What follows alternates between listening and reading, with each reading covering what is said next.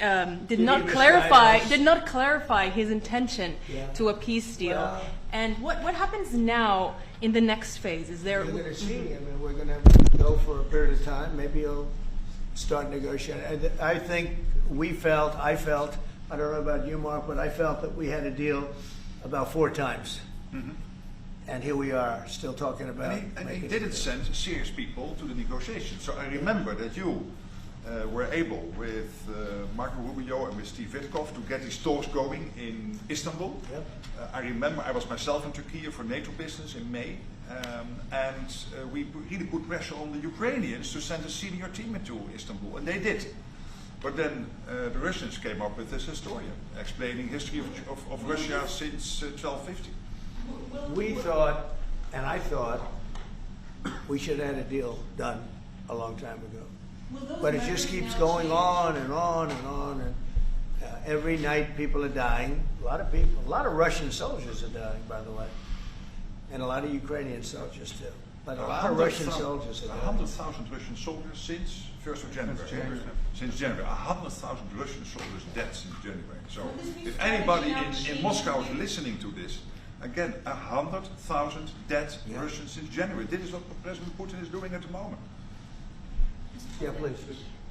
Will these be Patriot missiles specifically, or Patriot batteries that you're planning? And Everything. when do you everything? It's everything? Patriots. It's all of them. It's a full complement with the batteries. And when do you expect them to arrive in Ukraine, sir?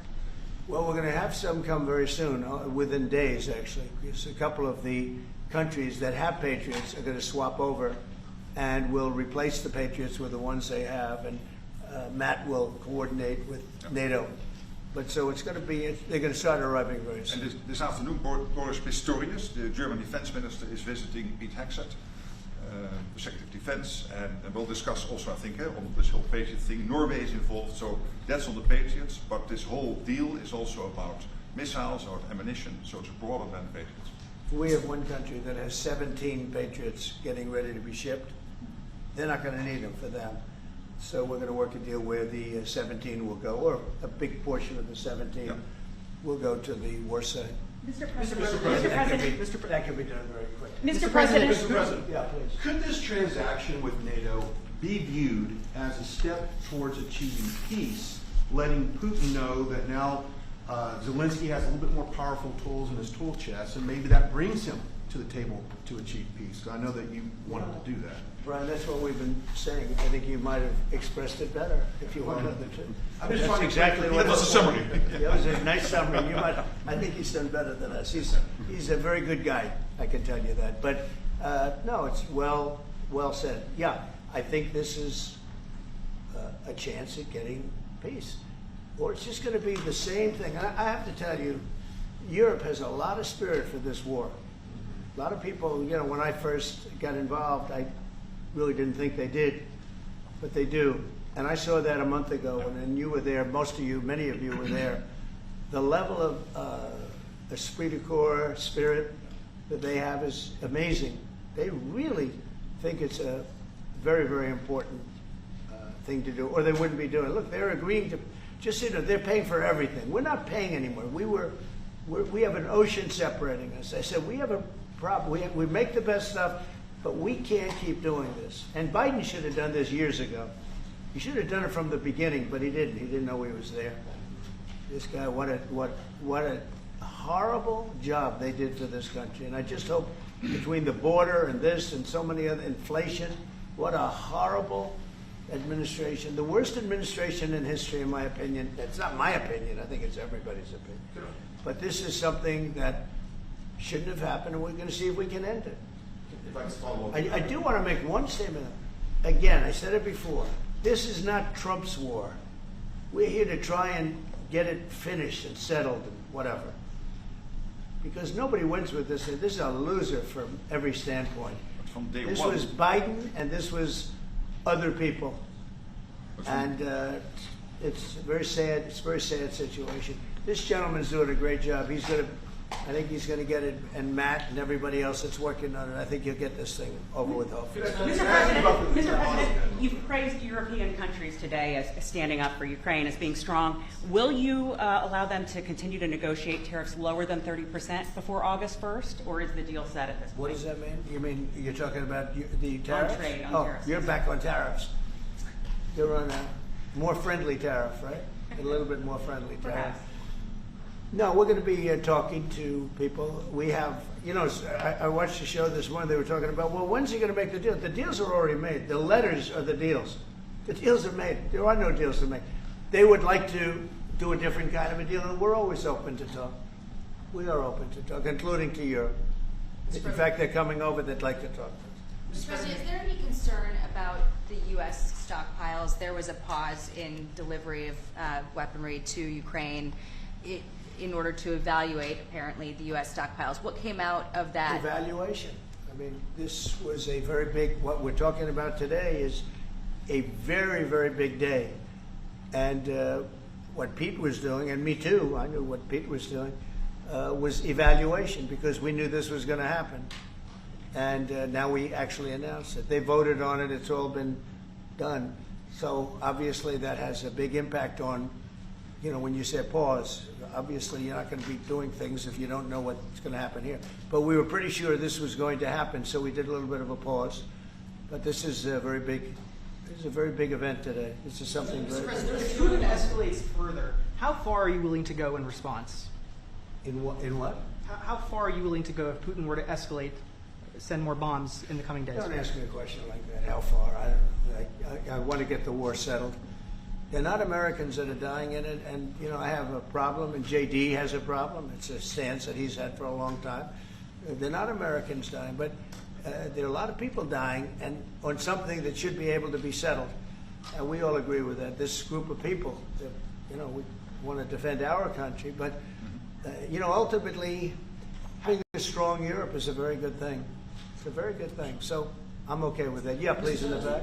Yeah. Is there a ceiling on what the Europeans are willing to pay for? And it sounds like, are you ruling out the U.S. paying for from additional weapons through drawdown authority? Shall I try to answer that? Because basically what the president is saying, that he's willing, of course, taking consideration what the U.S. needs itself. So it's not that you can have a shopping list and you can order whatever you want, because the U.S. has to make sure that the U.S. keeps its hand on what the U.S. needs also to keep the whole world safe, because in the end you are the police agent of the whole world.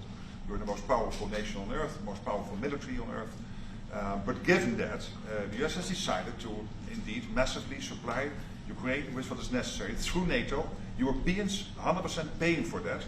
And what we have been doing over the last couple of days is talking with countries, and I just mentioned the ones who in the first wave immediately said, we want to chip in. And then you're really talking about big numbers. Take Germany visiting today. They're really talking about big numbers. Can we get some clarity? I will say that I spoke with Germany, spoke with most of the larger countries, and they are really enthusiastic about this. They want to, and they're willing to go very far. I will tell you, as per your question, how far would I go? They want to go very far. They don't want this to happen.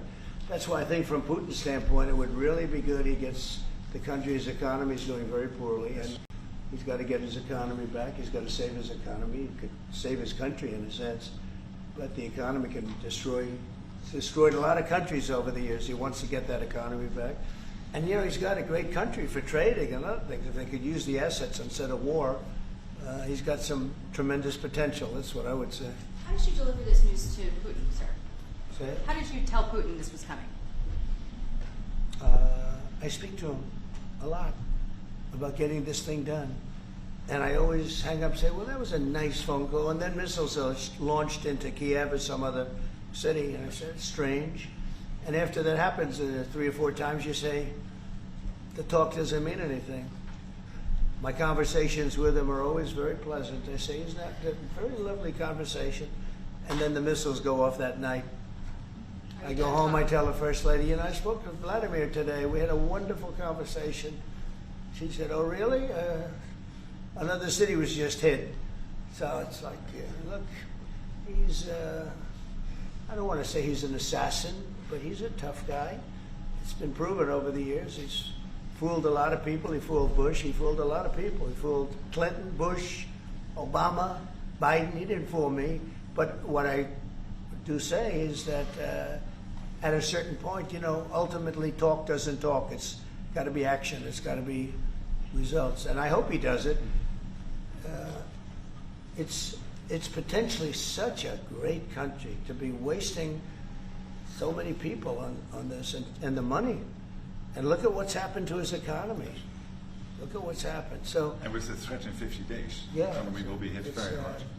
The First Lady's I mean, look, I hope he's going to do it. He knows the deal. He knows what a fair deal is.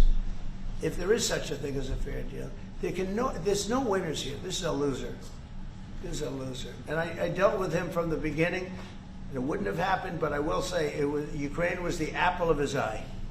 We talk about it. It was the apple of his eye, but it wasn't going to happen. And he understood that. It wasn't going to happen. And then I noticed, after I was out, I noticed soldiers forming at the border. Yeah. And then I heard horrible, stupid things being said from the other side. And I said, they're really handling it very, very wrong. It's a shame. Yeah. Can I add one thing, and that is about President Trump, because you came in office in January. On the 12th of February, you had your first phone call with Putin. I think you did exactly what I hope you would do. That is breaking the deadlock, starting the conversation, because you have to test him. I know Putin very well from the days when I was Prime Minister in the Netherlands. You have to test him. And you did this, and you really gave him a chance to be serious, to get to the table, to start negotiations. Steve Witkoff, Mark Rutte, we all tried to help him. But you've now come to a point where you say, well, hey... We actually thought we had probably 4 times the deal. Yeah. I mean, you would called and we said, Yeah. this looks good. Yeah. And then the deal wouldn't happen because bombs would be thrown out that night and you'd say, we're not making any deals. It was like... But you breaking the deadlock was crucial because you had to start that process, and you were the only one who was able to do that. I think we'll get it done. Do you think he's reasonable enough to negotiate an end to I think we're this? going to get it done. I think, look, this is a very powerful situation. You have very wealthy countries buying the best equipment in the world.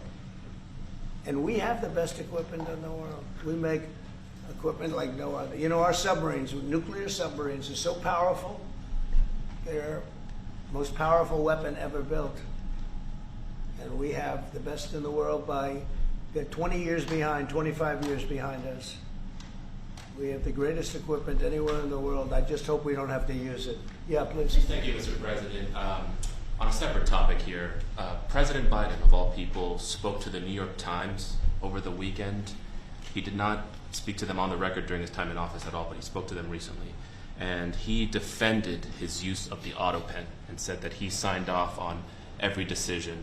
But at the same time, the Times reports that he did not individually approve each name for the categorical pardons that applied to large numbers of people. What are your take on that? Any new revelations from that? Well, I mean, you're talking about the auto pen. Look, the auto pen, I think, is maybe one of the biggest scandals that we've had in 50 to 100 years. This is a tremendous scandal. And I know the people on the other side of see that desk, that Resolute desk? Unfortunately, he used it before me. But, we have our choice of 7 desks. They're all beautiful. But I chose the Resolute, and so did he, unfortunately. But the people on the other side of the Resolute desk, I know them. Lisa, the whole group, and they're no good. They're sick people. And I guarantee you he knew nothing about what he was signing. I guarantee it. So they're going to figure it out, and we'll see what happens. But to me, the auto pen, you elected president. You know what the auto pen is supposed to do? Sign thousands of letters from young people that write. We get thousands of letters a week, Susie, right? Thousands. I mean, tens of thousands sometimes. I look at a room, there's a room where we have many, many people working, responding and sending letters back. That's what an auto pen's supposed to be. To write to a young 7-year-old boy that writes to the president and he wants to be president someday and he loves America. That's what the auto pen's supposed to be. It's not supposed to be for signing major legislation and all the things. No, the auto pen, and I doubt he knew. I doubt they even spoke to him about it. I think they had, it's called a freewheeling auto pen. Like, Biden was never for open borders. Biden was never for transgender for everyone. So I don't think I think the radical left people that took over the White House, and if I didn't win, our country was finished. You know, when I was in, and I said this a couple of times, I hope I don't bore you with it, but when I was in Saudi Arabia, I was in Qatar, I was in UAE, and then I met with all of your leaders, Yes. including you, a great leader. He's now the leader of many countries, not just No. But I met with a lot of leaders over the last 2 months in the Middle East and all of the NATO countries. And I will tell you, they had one common phrase. They thought America was dead 1 year ago.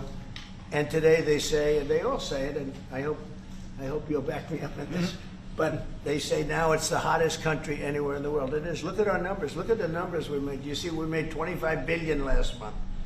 We didn't make that for years. The tariffs are kicking in. The economy is very strong. Even though we have a Fed person who's terrible, he doesn't know what the hell he's doing, but that's all right.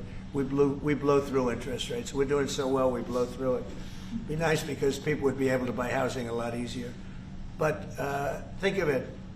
We thought your country was dead, and they were dealing with China because they were really going to China, but not anymore. But we thought your country was dead, and now you have the hottest country anywhere in the world. So we've done a really good job, and it's an honor to have this man. This man is a star, and he's going to be dealing with another one of my stars, Matt, and you're going to do a great job, Matt Whitaker. Okay? Thank you very much, everybody. Thank you, guys. Thank you, guys. Thank you, guys.